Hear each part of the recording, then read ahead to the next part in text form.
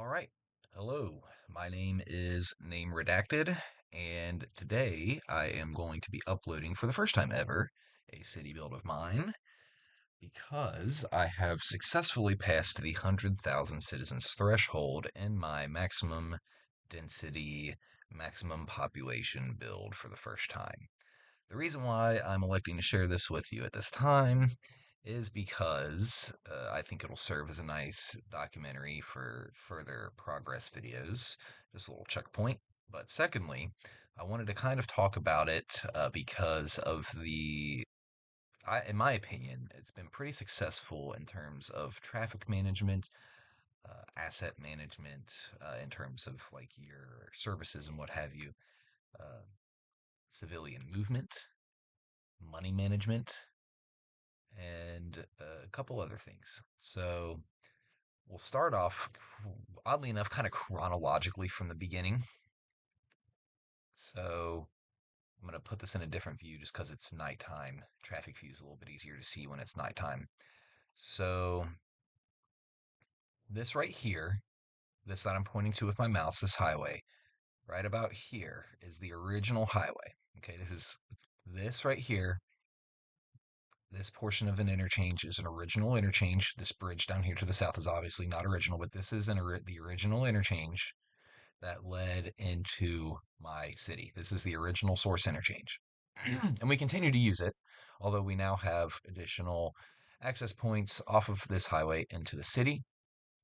But let's talk about this really quickly because we started off, and because of the terrain here, there's a little bit of terrain again, hard to see. We'll actually go ahead and play this, get this on a day mode real quick. We'll speed this up, get this on a day mode quickly. But there's a hill over here. There's some terrain over here, and it was just on the other side of the original entry ramp. And so I decided to make this east side of the hill in the interstate, the existing interstate, my industrial area, my first industrial area. And I would make everything else here to the west and north the residential area, the core residential area. So what that eventually required was the creation of a new interchange. This is a custom built interchange using, I believe, only vanilla assets. Um, Basically, what this does is this allows for each direction to transit into each direction. So if you're going north, you just stay on the highway. You can take this ramp here, and then it changes into a westbound ramp and an eastbound ramp. So each direction has its own ramp, and they all collect together at the end quite nicely. This is the only custom interchange I've done in this style on this map. It's a combination of tunnels and bridges. I frankly just like the way tunnels look better than bridges. I just do. And so that's what we've done. But now we're starting to wake up here. Looks like a cloudy day, so we'll let this play and we'll let the sun rise a little bit more. But we kind of wanted to start talking about that first. Um, and the reason why we're talking about this chronologically is because it is a high density build. And what we've done is we've gradually managed the balance of the city, not just at this point, now that we're at 107,000 citizens. Wow, that's unbelievable. I logged on and we had 79,000 to start today. That was incredible. Incredible growth. So, really pleased with that. But I haven't balanced this just at 107,000 citizens. I've balanced this all the way through. Basically, as I've added a mega block, I've rebalanced the city. And that's gotten easier over time, I will say, as I've learned. So the first thing that I realized I was going to have to do to control traffic was put toll roads. We have tolls going into our residential areas of our city. We actually don't have a toll from the highway leading on into our industrial area. So yeah, as you can see here, this is our industrial area. So we actually don't have a toll from our highway to our industrial area, which I think is critical for maintaining outside connections. But there are tolls to enter the residential area, both off of the highway.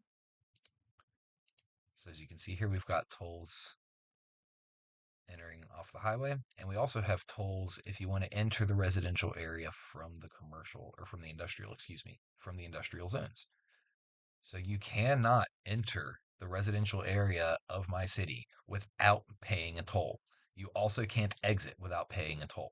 So what this does is this really incentivizes people to enter and exit using our intercity bus station and our train station. But since we're speaking chronologically, we should talk about the fact that while I am modded out, I do have Traffic Manager. I've got plenty of third-party assets. I've got a couple other ones. I've got Transfer Manager, Realistic Population. Although I certainly don't know anything about Realistic Population, I'll actually show you my settings. And if you know anything about Realistic Population, please feel free to give me some advice. But what we have here, what we actually did was we started out, we didn't unlock all progressions. So we started out just with base level progressions, and we also did not start out with we don't have the unlimited money turned on. So we actually have to balance a budget. So that's the other reason why we're talking kind of chronologically here is because we actually had to do things in a progression. We had to balance the budget. I only started out with the 70,000 credits just like everybody else. I've done really well in the stock market, and in addition, I've done really well balancing my budget through aggressive policy making and through aggressive land value increases. So I know everyone's always curious about traffic. We'll let this run uh, for the time beings, just so you can see that this isn't manufactured. I didn't just despawn and now everything's at 76%. We'll let this run, and we'll let this run for a while. And we'll even point out some of our weaknesses here. So basically, our weaknesses are our reliance on trams. Also, I will go ahead and say real quick, I do need to rebalance my public transport. I just re I just added a couple metro stops and I redid some tunnels. And I know that looks really ugly and disserviceable, and it's going to work just fine for now, but eventually we're going to clean all of our metro tunnels up as well. Um, but if we're talking about traffic, I always like to think about traffic as really not a car problem, but a people problem. So, pop quiz, what's the best way to solve a traffic problem? And the answer is to build a robust public transport network. But we're not talking about public transport first. We're talking about traffic first. We do still have cars. It is still necessary. So, again, the first thing that you have to do, you have to build robust public transport if you want to manage your traffic. We're talking about that later. The second thing that you have to do is you have to aggressively force cars to use main roads to get from point A to point B. And you do that through policymaking. We have these districts here. I've actually only recently learned about the trick where you can make a big district and then you can cut it in half or thirds or whatever. And so you have multiple pieces of districts that are all just one district. I only just learned about that, but I've only got 7 or 8 districts that were done the old way. So I'm just not going to bother redistricting those. It's just not worth the effort, in my opinion. But each one of these districts, in addition to other policies, which we will talk about in a second, each district, and you'll see each mega block is a district. Okay, so this applies to every single residential mega block in my city. Has the Old Town policy, and what Old Town does, it's basically local traffic only. And so local traffic only means, hey, you live here, great, you can use the road. You're working here, great, you can use the road. If you don't live here or work here, you are not allowed in this segment here. You are not allowed in this mega block. You have to leave your mega block and use either public transport or main roads to get to the mega block that you're going to. All right. So another key aspect, and it kind of it makes cities look ugly at times, but you kind of need parking. And I choose to use the standard parking garage for a lot of reasons. But these are all my parking garages. Yeah, it's like that. It's like that. It is what it is. So why do I use the standard parking garage? Well, there's really two reasons. The first is that there's only one other parking garage that I've ever been able to find. I think it's called the Bebop parking garage, and I actually have it. I can show it to you here. Yeah, the Bebop, excuse me. So this is the only parking garage that I've been able to find that has a more dense parking allotment than the standard parking garage. There are other parking options, but they have the same or less density as the standard parking garage. But the Bpop does not want to lock. Funnily enough, it's so funny that I said that. Now all of a sudden it wants to lock into grids. So I will definitely consider using the Bpop parking garage, but I'm using above ground parking instead of underground parking, and I'm doing it for a reason.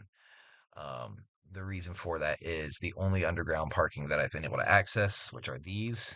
They have the same parking density as the standard parking garage, and I don't like the look of having all of this grass empty space here. So as you can see, all of this grass empty space that's highlighted, I can't zone that. I can't build on that. I might be able to build trees, and that will be nice, but then there's nothing really you can do with that. And so we just don't use that. We just use the standard parking garage. And now that we seem to have figured out snapping with the Bebop, I don't know how that happened. That must have been a glitch. But oh, you see that now? You see how it doesn't want to snap to grid? Okay, so it'll do it sometimes, but it won't do it other times. If I can figure out a way to get it to snap to grid, then every time, then I will definitely use the Bebop. But not to get too in the weeds about that. The short of it being, make sure you have sufficient parking. Now, I didn't just plop down a bunch of parking garages and call it a day. This is kind of calculated. I've figured out how much parking I needed. And how you do that is you just click and you find a civilian car. Okay? Ooh, lovely. We'll just take a look at our academic report. We are still prestigious. We will figure out why we are losing attractiveness. But find a civilian car, and if they're driving to more than their first parking spot, so it'll say parking spot number 2, parking spot number 3. I've seen it all the way up to parking spot number 10. If they're driving to more than their first parking spot, you will find the building that they're going to, and we'll actually go ahead and click on this one, and you'll see there's a dot there. There's a marker on this building, and you'll add a parking structure nearby. That's what you'll do because it's trying to get here and it cannot find parking nearby. What's the best way to solve the problem of not being able to find parking nearby a building? Build a parking garage nearby that building. So a great place to put this parking garage would be right here. And actually, you know what? We're a little scarce here. We'll actually go ahead and put this parking garage here.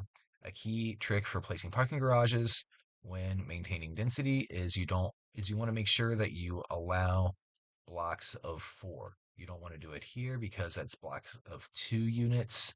And blocks of 4 units, you just pack way more people than a block of 2, than a block of 1. It scales up almost exponentially. It really does. So you want to make sure that you put your parking garages kind of off to the side of a block, if that makes sense.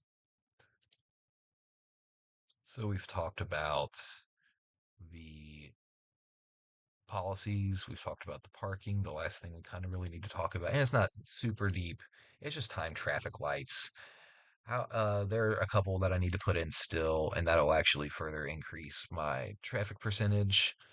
But basically, what you do is you set up with a wide range, and then you decrease your flow sensitivity for longer phases. That's how I do it. Additionally, you'll see that even though I only allow one direction to go at a time, period. I just move all the traffic through, just allow one at a time, period. And I could actually afford to rebalance this one because, as you can see, my eastbound traffic it has too long. But um, you just allow for one direction at a time, just one direction at a time. That way you don't have to worry about, turns getting in the way. You don't have to worry about lane management so much. That is to say, you don't have to guarantee that you have one sole left turn lane, so that way you can have two left turns going on at the same time. You can choose to have two left turn lanes. You can choose to have two through lanes. You can choose to have a right and through lane. Whatever the demands of your intersection are, you can make each intersection unique. And that's why we do the time traffic lights one at a time. One thing you'll notice, though, that's different, yeah, my car traffic is moving one direction at a time, but my trams both have both directions have green lights. My east and west will have green light, and my north and south have green light at the same time. And the reason for that is I just have so many gosh darn trams that one light cycle is not enough. They simply have to have the additional light cycles. You have to keep your trams moving. If you're not keeping your trams moving, well, then you're not allowing people the option to not use a car. Okay. If the tram isn't moving, there's no point in using the tram. So that's pretty much it. That coupled with the tolls, coupled with the districts, coupled with the robust public transport, which we will talk about next, is why our traffic is currently sitting at 80% exactly. And I've heard through other people that 80% traffic is apparently great. Ooh, what's going on here? So, one lovely thing about the transfer manager is you can go to maintenance. You can see if there's any ghost vehicles or broken pathing. But I don't think this tram is a broken vehicle in the game. I think this tram is just broken down. And you know what's so funny? I don't know if this is a glitch or if this is just the game itself being the game itself. But as you can see, there's no stop here for this purple tram. There is one going in the opposite direction, but there's not one in this direction. So we're just going to delete that, and that'll allow all these to move now. But I find what you just saw there, that tram being stuck, so emblematic of real life because you know what? Sometimes you're on a train and it breaks down and you're stuck until somebody comes and moves it and gets it out of the way. And until somebody comes and moves and gets it out of the way, all the other trams are going to be stuck behind it. And so, whether it's a glitch, whether it's actually built in realism of the game, I kind of like it that every great now and again I have to go in and just literally just delete the one broken down tram. That's all you're doing, right? I don't necessarily call it cheating. I don't think I'm not doing a mass despawn or anything like that. It's just kind of interesting. Sometimes you get a broken down tram. Yep, but it looks like everything will clear out there just fine. But anyway, back onto the public transport itself. So we have metros, we have three metro lines, and I talked briefly about before. I'll mention it again. We are going to clean up the tunnels for our metros. Didn't look quite this ugly. We added these two to the north, and we did some things to make them a little bit more, some other transit stops a little bit more connective so that way we could do some different routing. And I'm just going to be honest with you, I just don't think that was a good idea. So eventually we are going to delete these tunnels. We're going to make some north, south, and east, west through tunnels, and we will just allow all of these stops to connect and disconnect from those. So, what's going on here though?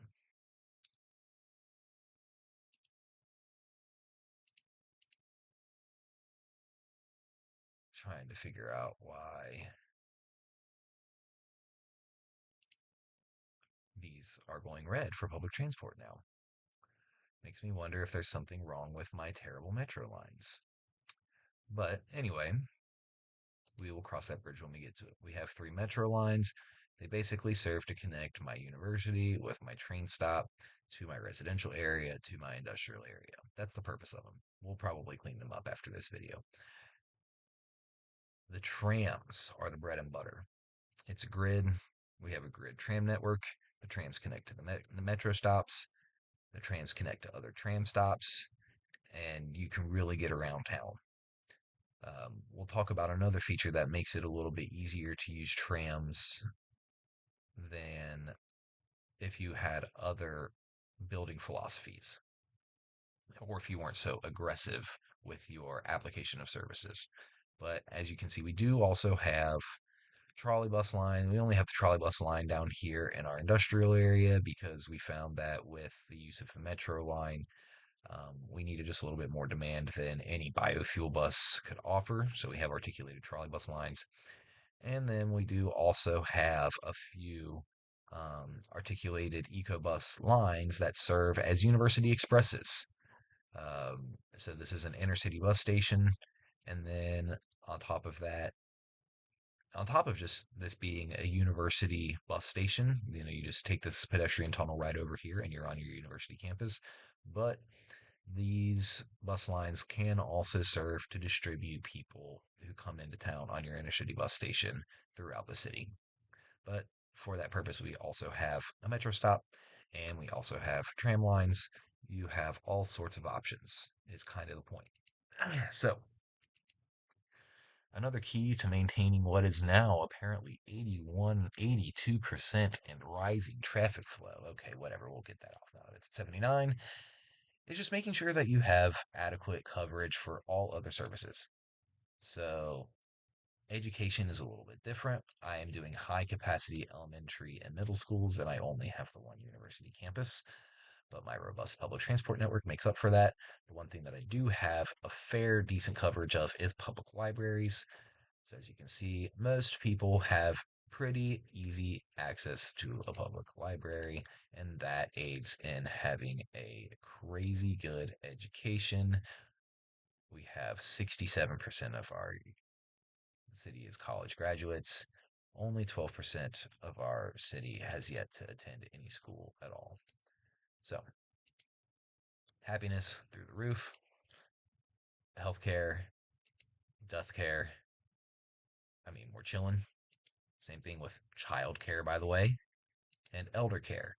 Now, what I've done in order to increase land value as kind of just an autopilot thing is every time I've built a child care and elder care, first off, I always build them next to each other so that way you can drop off grandpa at the same time as you drop off your kid on the way to school or on the way to work, excuse me. But I also, in this same little area here, will put the yoga garden. I'll put the sauna. I'll put, what else do we got here?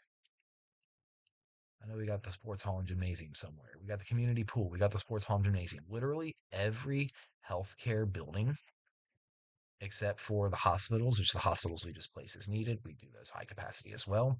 But every unique type of healthcare building goes in with these child care and elder care.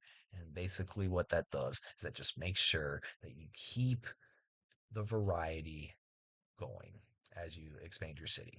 Okay. Just make sure that, like, you don't forget to add these things to certain neighborhoods. As you can see, our levels are pretty good. We could certainly do better on a few fronts. Traffic we've been taking a look at. It's still been running. The game's been running this whole time, and we continue to remain at 81%. Pollution, it's pretty straightforward. Keep it in your industrial areas. We actually have uh, the eco water treatment plants now that are expelling water out here. So those are completely pollution free. And then we just get our water upstream. Fairly straightforward. Noise pollution, I'm just going to be honest with you, it's kind of hard to avoid noise pollution in a high density build. So you're just going to do the best that you can. Things like trams and trolley buses greatly reduce noise because you don't have so many cars. As we do more, eventually we'll landscape, we'll put some trees down. But really, what we want to do before we're you know what we're doing. We're just doing population here. But same thing with fire safety. Fire safety, we've got really good coverage. It's always tough to take care of your industrial areas, but even those aren't in a terrible shape. Crime rate, 0%. We've got only 28 detained criminals. And public transport, we have to rebalance. So I'm not going to get too much into this right now, but we will.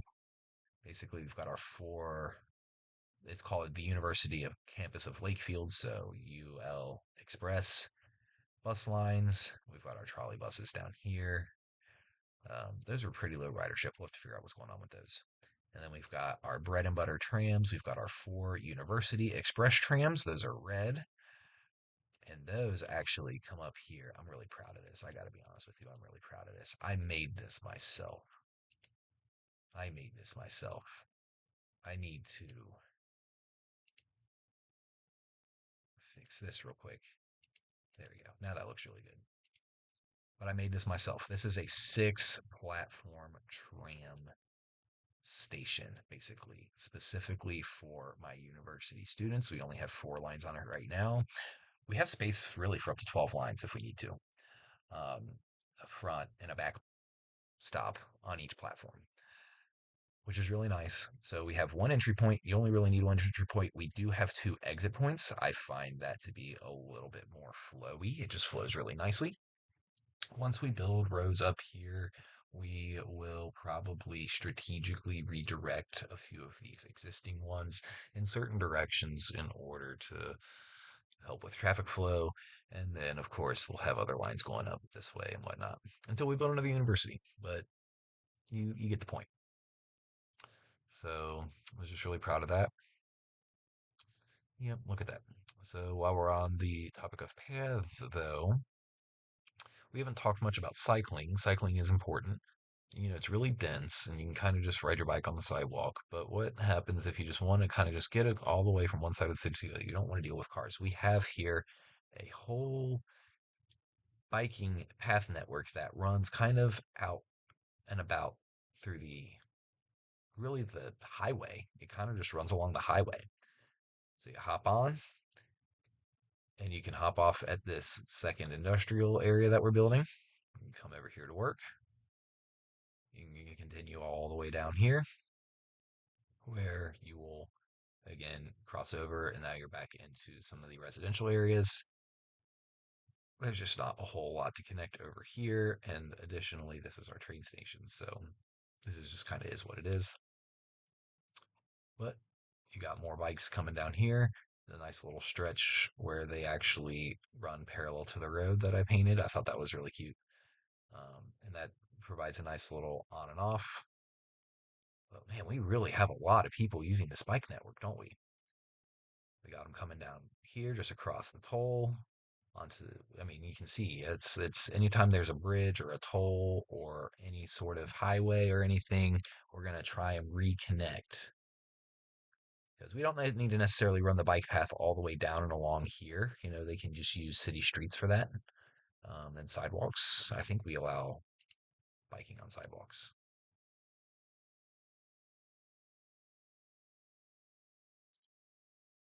Yeah, we allow biking on sidewalks. So there's no need to build a bike path like all the way along here. You're just building a bike path kind of just to get from one side to the other for people from one little point to the other for people who just enjoy bikes. One nice little thing is that we actually do have a little tunnel here. Okay, cool. I was hoping we connected somewhere down here. Yep, we connected over here. And so we even have a bike tunnel that cuts through all of this. I just couldn't find a good place to build the rest of this bike path, so we built a tunnel. And yep, it comes all the way out here and connects up to the to the east side. So the bike path starts on the east side, comes all the way down, follows the highway around all the way down to the south side, and then pops all the way back up here to the west side.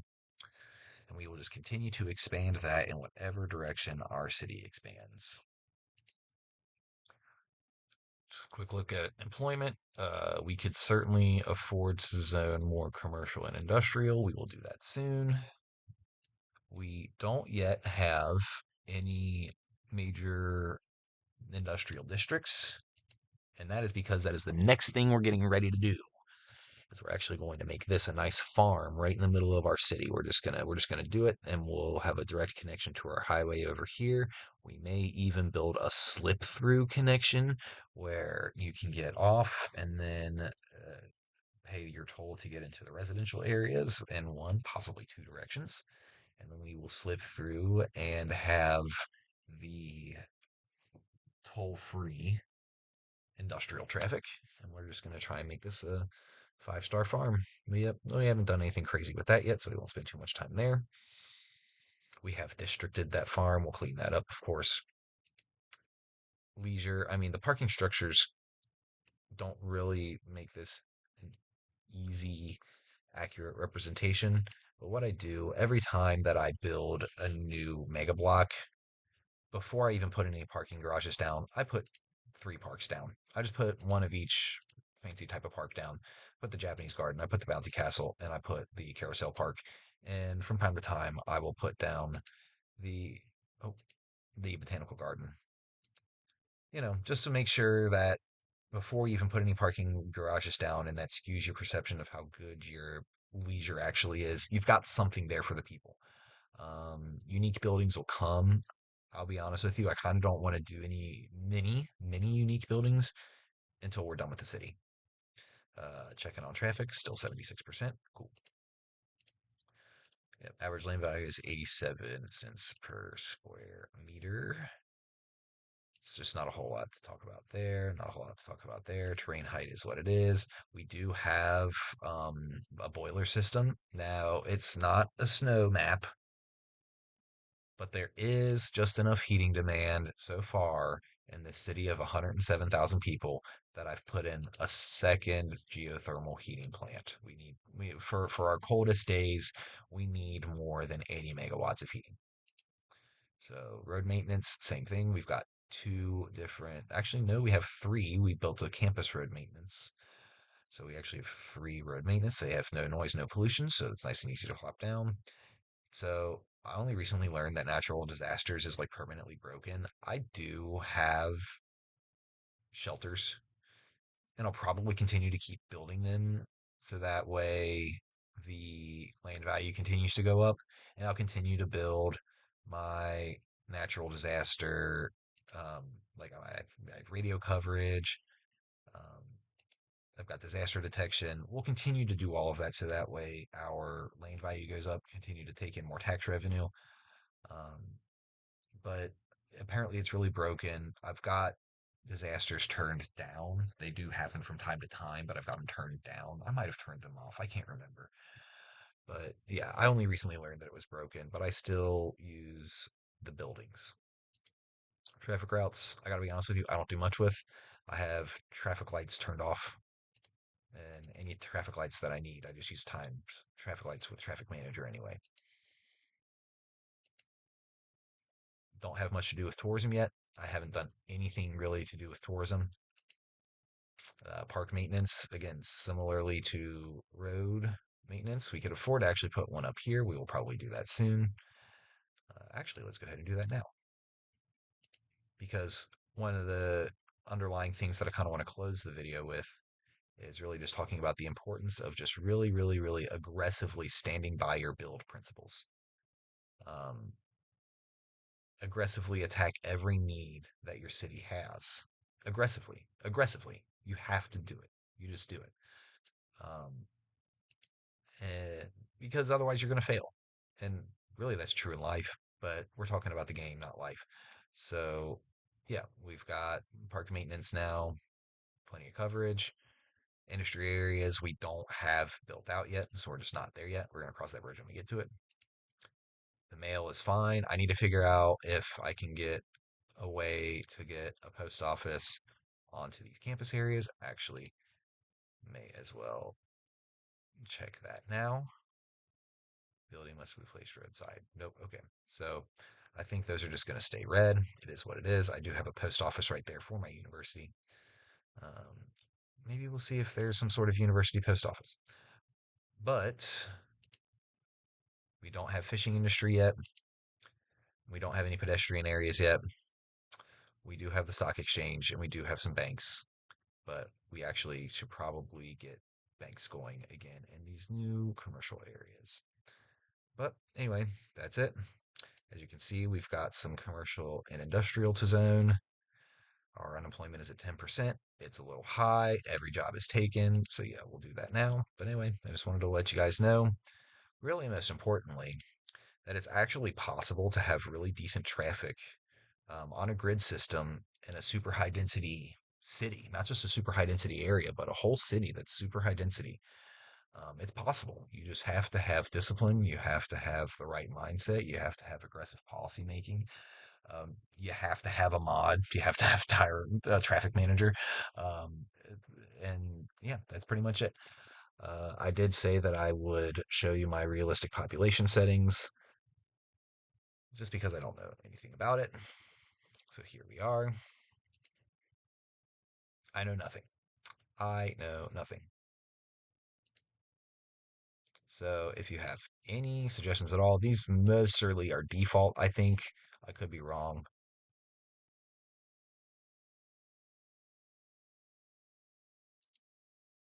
So yeah, anything that you have to offer me for advice for realistic population, I'd be more than happy to accept. Otherwise, oh yeah, we also have more citizens, more path units, more vehicles, because we just know that we're going to need that eventually, just as far as mods are concerned. It's traffic manager, realistic population, harmony, of course, because you need that. We've got some roads, we've got some other assets, nothing crazy. And then I don't even think I have move it on here actually, but we've got building spawn points, we've got more citizen units, we do have the 81 tiles, and we have optimized outside connections. So that's it. That's what we got. We still have we don't have unlimited money turned on, so again we had to balance the budget, and we started out from scratch. We started out with the only thing that we had fully unlocked was we fully unlocked all of the zoning, so we had access to full zoning, but all of the different road types, all of the different transport types. Um, we just hit Megalopolis. I only just unlocked the international airport. We don't have airports yet. So, there's still so much to do with this city, so much to do. Really just wanted to provide proof of concept on the traffic thing, um, on the transit thing, and let you guys know that it can be done. You don't need roundabouts. You don't need any sort of fancy design. You can do it on a grid. You can do it and it'll work. 69. Okay. Well, we're going to need to troubleshoot that. Anyway, I'll get off here. Thanks much for listening to me ramble. Sorry if it was a little much. I don't do this very often. I had no script. I hope that it was palatable enough for you. Take care. Maybe we'll check in at a 250,000. Bye bye.